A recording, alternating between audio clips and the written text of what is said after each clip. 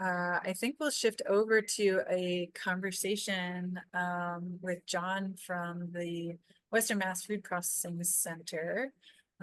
We're hoping to hear from John about some lessons learned from the processing perspective, and then dive into a discussion, and just hope that you might be able to shine some light on some recent decisions that were made, and kind of your business model shift that's, I think, happened over the last year, and anything more broadly you want to share about, how your business model works, so that our network members know how we can support you all best.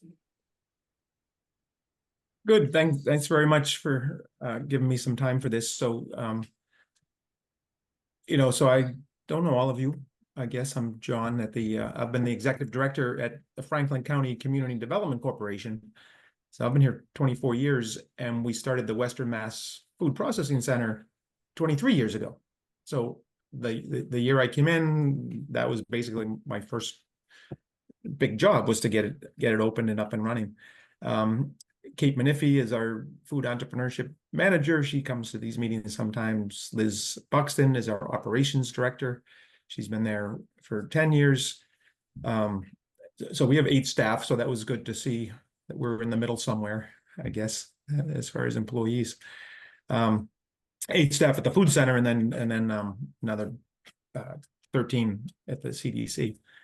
But so we come at it from we're an community economic development organization, and we've been around for 45 years helping entrepreneurs with their businesses. So then when we added the food center, it was for that reason, to help food businesses start and grow. So it just fit right into our other work. And that was the primary mission of our center at the beginning, was to be a sort of incubator for food businesses, as well as, because in Western Mass, a lot of farms, we wanted to give farms an opportunity to add value to their production. So that's how we started. First 5 years, that's mostly what we did. We had decent equipment. Food entrepreneurs would come to us, would teach them how to use the equipment, and they would rent the space, basically. Then over time, a lot of businesses said, I don't really want to be in the kitchen all the time making the product. I'm more into selling the product. So then we added the co-packing aspect of it. So then the business would come with their recipe. We would help them develop the recipe, develop the product, do all the food safety things. And then we would actually make the product, and then, get it to the warehouse. And then they would pick it up and they would sell it. So that was sort of the main goal, was so we continued to do some rental and let people use our facility. Then we did the co-packing, where we made it for them. And then we started getting bigger and having more sophisticated equipment. As you all know, the equipment's very expensive and gets complicated. So then it was like, okay, we'd rather have our staff doing it. So we had fewer people that we would just rent the kitchen to, and then we did more co-packing. So then for a while there, we were doing, I think, 80% of our customers, we were actually making the product for them. And that's when we grew our staff. So we have 6 production people who can, know their way around the kitchen, the facility, actually. So, and then about 10 years ago, we said we still had some downtime in the facility. We weren't, it's open, could be open 24 hours, 7 days a week. So we had some downtime. So we said, well, let's fill it with our own product. So we started freezing vegetables. And that's when we discovered that sort of the farm to school. Not that we discovered it, we knew about farm to school, but we said we could maybe have institutions be this could help both us using the facility, pay a good price to farmers, and then sell it at what we thought was a reasonable price to schools. So we started doing that for a while. We were quite involved with FINE and Mass Farm to School. So that worked for a while. We got more sophisticated equipment. We ended up getting an individual quick freeze machine, liquid nitrogen tank. All of that was a big investment, about $200,000. And so we started cranking out the vegetables. So we did that for about 8 or 9 years. And it kind of, like I say, it filled especially in the fall, the place was really busy. We could still have entrepreneurs using the facility. It's big enough that you could have 3 or 4 folks in there. So we were able to still work with our businesses, and then we were able to do this other project. At the early days, you know, we got a bunch of grants, some of the ones, you know, John Merck and Kendall and all the rest of it, because it's a great idea. And our goal was to make it, you know, self-sustaining, as we all want to do. So just cut to the chase, it was never self-sustaining. So we paid a fair price to the farmers, we pay our crew a fair wage, and then we tried to price it. And although institutions and schools, you know, want to buy it, their budgets don't, you know, they don't have unlimited budgets, as we know. So we were able to sell some. Betsy, we worked with Healthcare Without Harm a lot, so you got into some hospitals, and then some folks bought it, but not that regularly.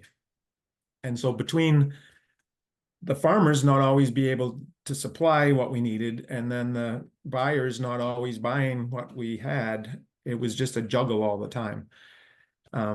We had sort of agreements with farmers that you would try to sell us, you know, 20,000 pounds of broccoli this season, carrots, peppers, potatoes. And sometimes they could, and sometimes they couldn't, because weather dependent or other issues. So between the sort of inconsistency on that side, and then the inconsistency of the buyers, who at the beginning of the season said they would buy, they wanted it, but when it came to actually doing the contracts and paying the price that we asked, that didn't always happen. And so, you know, like we all know, you know, price is a big issue. And so we kept it going for a while, and continued to get some grants whenever we needed bigger equipment. You know, we were able to get a USDA or a Mass Department of Ag grant. So equipment we were usually able to get, but just the operations, we couldn't even sustain that with what price we were able to pay. And I guess the other big part of it is, because we were trying to do a bunch of things, we want to do the incubation, help entrepreneurs, do the co-packing, and then it was like this institutional production and sales really required, you know, if not a person, basically a full-time person, because dealing with the farmers, dealing with the then doing the production, distribution, buyers, everybody needs lots of phone calls, lots of texts, lots of communication. And we only had sort of a part-time person doing that. And so I think some things fell through the cracks occasionally. So, but then to afford a full-time person doing that, then that's another cost. So we were trying to juggle that. But that's what it, I think, eventually came down to. So last year was our last time we froze doing the IQF, the individual quick freeze. And then, but in the meantime, the past couple of years, because we still, like, farmers and economic development is still our thing. You know, people like Peter and others got us sucked into thinking that we should get healthy food to school kids, which was a great idea. And so we kind of get into that, but our real focus is on the farmer and trying to pay them, get them, you know, economically sustainable. So now we started doing a couple of years ago this Preserve the Valley, which we actually have recipes where a farmer now can just send us their main crop, whatever it is. If it's asparagus or fiddlehead fern, those are two things that we just gave away yesterday, actually. And then we have recipes to pickle them or to process them and put them in a jar and get them back to the farmer, who then sells them at their farm stand, their CSA, or they can sell them if they want to try to do wholesale or retail also. So we call that, you know, we call it the Preserve the Valley. So we have 30 recipes now and we put that up on the website, so a farmer can say, oh, good, I have a good bumper crop of this. Let me send a few thousand pounds over to the food center and we'll get it back to them. We do the labels with their name on it. And then Preserve the Valley is kind of our little logo on the side. So that we've actually picked up over the past sort of 3 years. So we feel like that's kind of filling the gap. We're not buying the product to sell to schools anymore from the farmers, but we're still able to pay them or able to help them make money, but we don't own it. So that's the big thing. We don't own this anymore. When we were owning the frozen vegetables, that was like a whole nother business, which I think was a little bit too much. So sort of these are lessons learned. And now, so not that we're transitioning to incubation, we've actually been doing, entrepreneurship incubation the whole time. I think we're refocusing on that. And so we have some people who, we also make fudge sauce in our kitchen. So we'll do products that aren't using much local. But most of what we do, we want to use local, especially during the summer and fall. And as you said earlier, sort of in that survey, it's hard for us to know how much is coming, because it's coming from all different places and people, and for us to track exactly where it's coming from, where it's going to. When we do our grant applications, we're able to say that, over 100,000 pounds or whatever, is local, but we can't track it all that well, especially the value of it, because our entrepreneurs don't necessarily tell us, how much revenue they're making from it ultimately. But, we have some ideas, and we have people who have been doing it for years, so we know it's very beneficial to them. And then we have others who kind of come and go, they try it.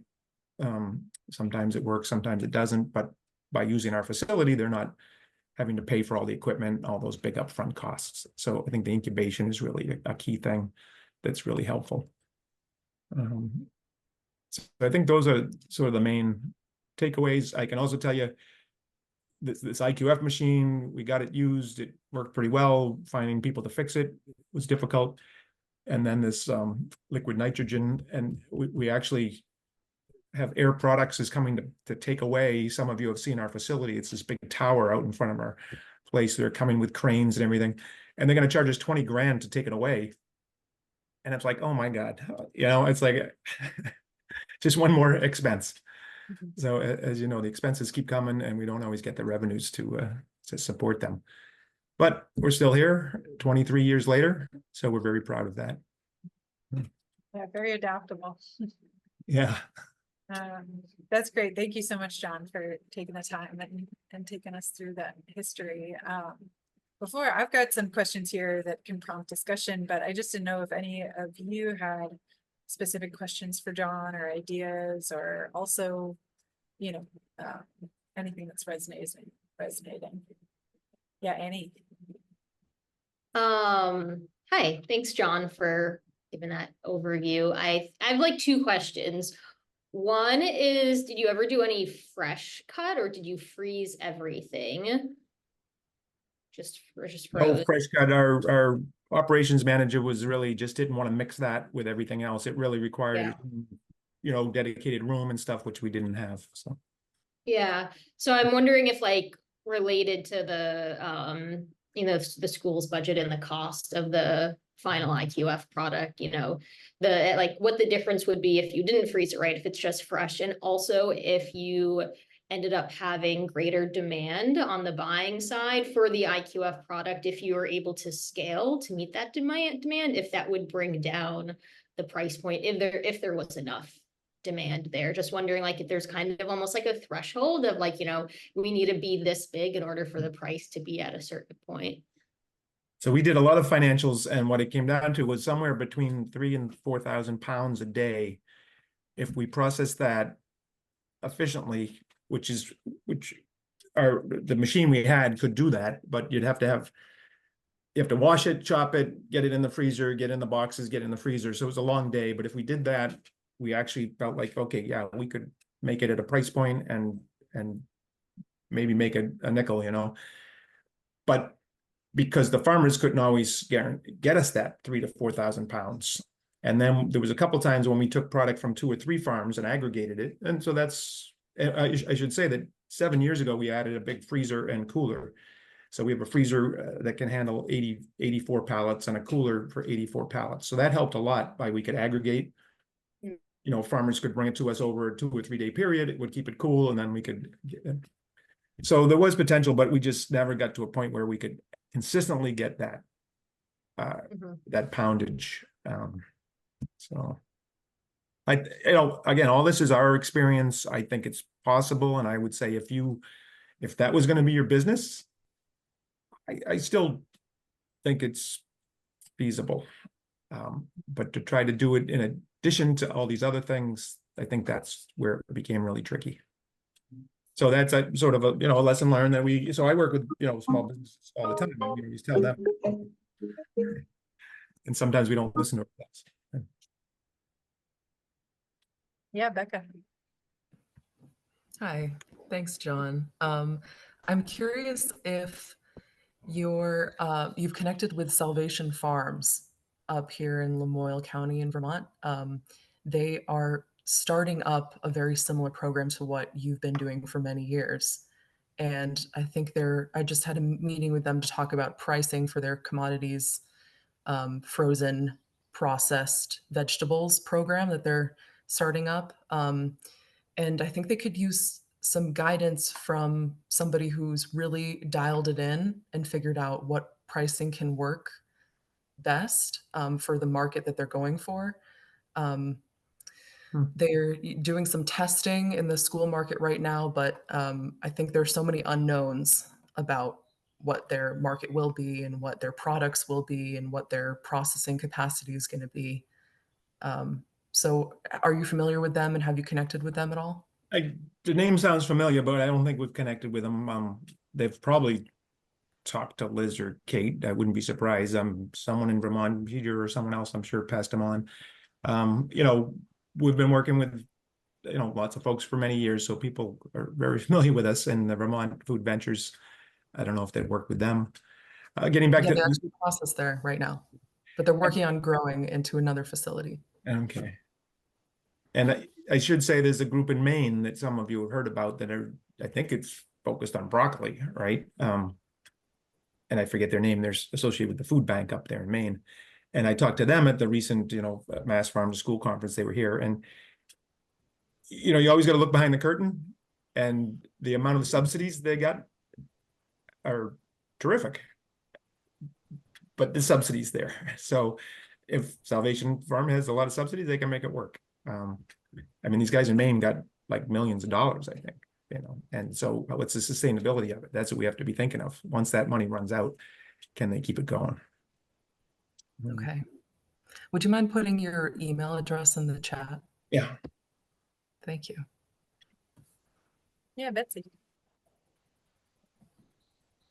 John, I was wondering if you could share a little bit more about when you were aggregating from the different farms and what it was like to work with that product. So I know in the years of working with you and Kate and the other processors, the need for the specific size product and how that impacts how the availability of not just the volume, the volume of product that comes in is important, but it's also does the farm have the actual right size for your equipment and things like that? Does that make sense? So, well, you're talking about the broccoli probably, and some others. It's so we it seems like everything. There's it is everything. But, we use broccoli a lot because the schools like it, right? The schools and institutes like broccoli, and we, the farmers grew a fair amount here. So that was a good one. But then, so we went and got these broccoli floretting machines so we could floret them quicker. And then the broccoli starts coming in, and the broccoli around here is all different size heads. And so you put it into this machine, and sometimes it would floret it nicely, and other times it wouldn't, and you'd have to do so much hand cutting. Mm-hmm. And so it was these machines were I think they were actually from California, where those growers out there are all like, okay, this is the exact size head of broccoli that you need to process, grow and sell. And so the machines work. And out here, we ended up doing so much hand cutting that it didn't work so well. The same with carrots. We get a lot of the big, big carrots. The carrots are all different sizes and stuff. So, that's partly just the nature of our farmers here. They're smaller. They're not quite as standardized. So that's another thing that if you were going to go into this business, then you'd want to talk to the farmers and say, okay, this is the type of broccoli we want. Get them all to do the same type or size, which again, we don't all like standardization, but that's why people do it, because it's a little more financially feasible. And every vegetable needs a different machine. So we ended up having this great dicer, slicer and dicer, but it only did, I think it was 1/2 and 1/4 inch, and then people wanted larger chunks for roasting potatoes and things like that. So we had to get a whole nother machine. It's another 40 grand. And, so to recover that, it's a lot of chopping, a lot of vegetables. So that's when, getting grants for that was helpful. And were you working with your vendors on a contract basis or a handshake basis of like, you know, we will buy 100 pounds a week from you, you know, have it in writing, or what was that like? Well, with Betsy's help, we tried to be more specific, but we also didn't want to get into a contract that we couldn't honor because our agreements with farmers are handshakes because they don't know exactly what they can supply us. So I think, I forget, Betsy, what we called them, but they were goals, or, we said, we're going to try to supply you with, 30,000 pounds or whatever. And, every 2 weeks or something. And then, I mentioned distributors, and now there's more distributors than there were a couple of years ago. But that was the other issue, that they, the buyer, their big distributor wouldn't come and pick up from us. So then we had to get someone else. And sometimes we sold to the distributor and they resold it. Sometimes the distributor would just be the pass through. So you have to be ready to do all those different agreements. Yeah, I certainly don't want to speak for Lottie at Just Cut. I know she was trying to make it today, but couldn't. But I know from conversations I've had with her, I think she could certainly resonate very closely with a lot of the lessons learned and challenges Yeah. that Western Food Mass Processing Center has witnessed too. Peter. John, you worked with both some of the bigger broadline distributors, right? As well as food hubs for distribution? A few broadline back sort of early with Chartwells primarily, and Cisco. Yeah. And Cisco, right. I mean, from that limited experience and just knowing the industry in the sector, like from your perspective as a processor, realizing we only have food hubs on the call here today, but what were the pros and cons of working with a food hub versus one of the bigger distributors in terms of, contracting or lead time or the margin that they took or flexibility or other things that mattered? The downside is that my life's work and my nature is I hate huge corporations. So when I had to sign a contract with Cisco to come and pick up for Chartwells, my hand was shaking.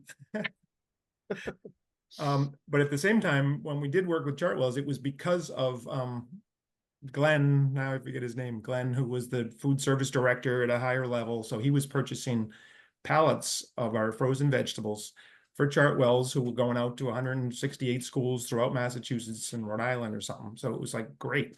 And he was able to actually tell me that which one of his schools have high levels of the free meal program, free and reduced. So I was like able to say to the funders, like, this is where this healthy vegetables are going to. So it was fantastic. And when it worked like really well. Like Cisco would pull up and would put 6 pallets of frozen vegetables onto their truck, and they took it to their warehouse, and then they got it out to the 168 schools. And that worked for 2 years, and then Glenn left. So again, this is the lesson learned. There's some key people who can really make this work, and then without them, you're sunk. And there was sort of other people at Chartwells who liked the idea, but they weren't going to jump in and continue it. And then there was the price thing too. I mean, they were paying much more to us than they were other folks. So that didn't last. And like I say, now I think with more food hubs, I think it is better. There, when we started this, there weren't as many. We're using Marty's Local now. Myers Produce is there, and a few others, of course, Food Connects. Yeah. Yeah, Betsy. I have a related question. I'm curious, when you were working with Cisco, were they making the product available to all their customers, or was it something exclusive to Chartwells? Exclusive, and that was another little complicating thing. We would have to identify those pallets. They would put it into their warehouse, and it was like, so it wasn't even on there. It didn't show up on a list for other. Yeah. That was something, there was talk about it, but it never happened. Yeah. Yeah, I've heard of other examples of that. And I know there's some conversation, like with some partners in New York, trying to figure out how do you get to the institutions to commit to a certain level of usage, and Cisco will put it on there, but I feel like it still ends up being this they commit to the usage, Cisco carries it, but it's not actually widely available. It's just Exactly. limited. So thanks. But I've always said that our local broccoli should have a different name than just frozen broccoli. Because that's the value, right? And so if it is on their price list, it should have a different name to it somehow. And in their case, they just didn't even make it available to anybody else. Yeah, absolutely. It should definitely be defined. I think my understanding with some of it is they have, like in the case of broccoli, they have their own frozen broccoli. So Right, exactly. if there's too much demand for something else, that affects their sales. And I think that is just kind of another piece of the puzzle we all need to keep in mind that we need to figure out how to address. Don't need to call anyone out on this and spotlight them, but my mind is going to both Kim and Chelsea here on the call. I know you do.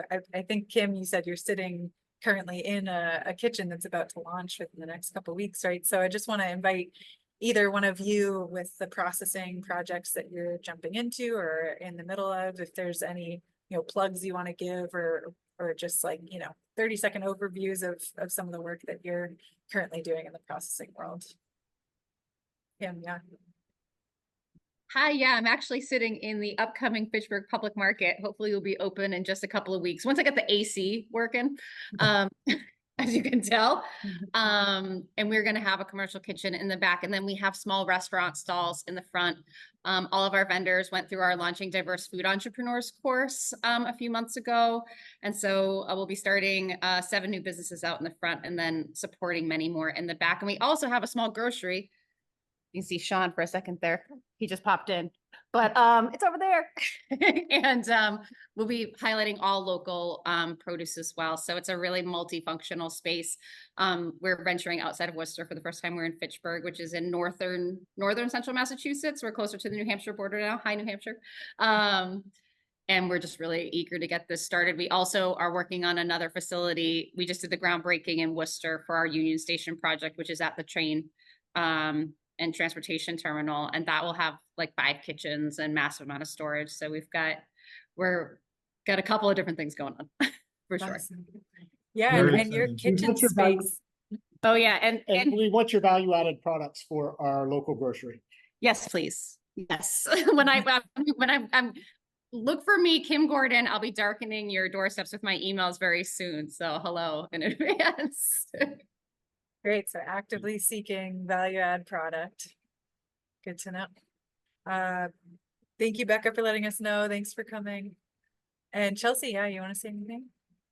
Yeah, so we're actually just in the planning stage of our processing kitchen. We currently have like 2.5 commercial kitchen spaces that we have 28 food businesses operating out of. Some of those, I think 8 of those are farmers currently, but we received a grant for $3 million to transform that commercial kitchen space from 2.5 kitchens to probably 6 or 7. And then on the other side of the building, we'll be offering a processing kitchen space for shared use space directly for farmers, and then also for Click to process locally sourced product for institutional buyers.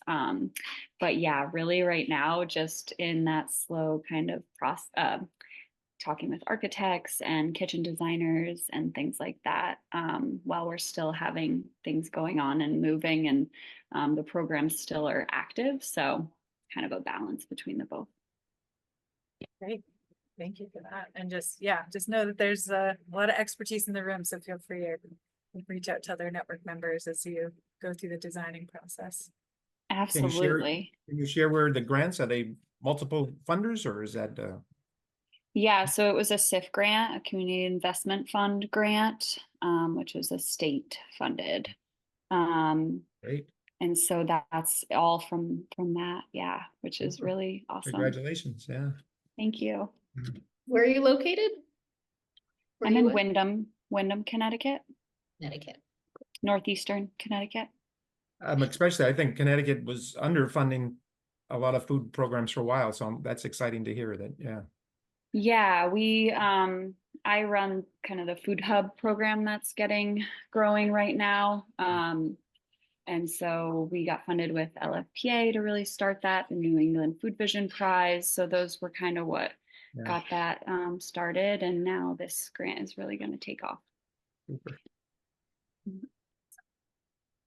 Thank you all so much. I see we're at time.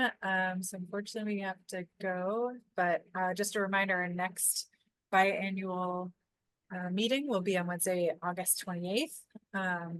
So hopefully it'll be another warm one. But thank you all so much for dedicating some of your busy June hours to spend with us. I hope you learned something new and made a new connection today. And please be in touch. Thank you all. Thank you. Thanks, John. Good to see everyone. Take care.